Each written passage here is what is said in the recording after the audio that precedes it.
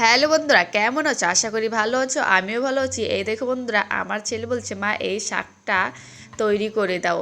এই শাকটা আগের দিন বাটা করেছিলাম, খুবই ভালো লাগে খেয়ে, ওরা খুবই ভালো লেগেছে, তার জন্য বলছে মা এই শাকটা আজকেও তৈরি করে দাও। সেই জন্য এখানে আমি নিয়েছি, শাকটা ধুয়ে নিয়েছি, আর নিয়েছি রসুন, কাঁচা লঙ্কা, ঝালটা তোমাদের স্বাদ অনুযায়ী দেবে। আর দেখো এই শাকটা কে কে কী নামে চেনো প্লিজ কমেন্ট করে বলবে। আমরা বলি থানকুনি পাতা। এখানে কড়াইতে তেল দিয়ে তেলটা গরম হয়ে গেলে তারপর এই পাতা, রসুন, লঙ্কা সব একসঙ্গে দিয়ে দিচ্ছি 1 চামচ হলুদের গুঁড়ো আর স্বাদ মতো নুন দিয়ে ভালো করে নাড়াচাড়া করে ভেজে নেব।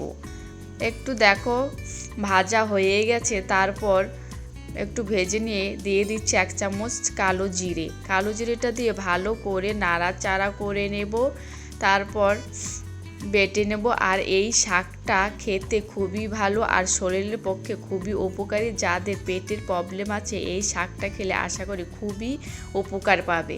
দেখো শাকটা ভাজা হয়ে গেছে, তারপর আমি বেটে নিচ্ছি। বেটে এবার আমি উঠিয়ে নেব। দেখো বাটা হয়ে গেছে, আর গরম গরম ভাতে এই শাকটা খেতে খুব অসাধারণ লাগে।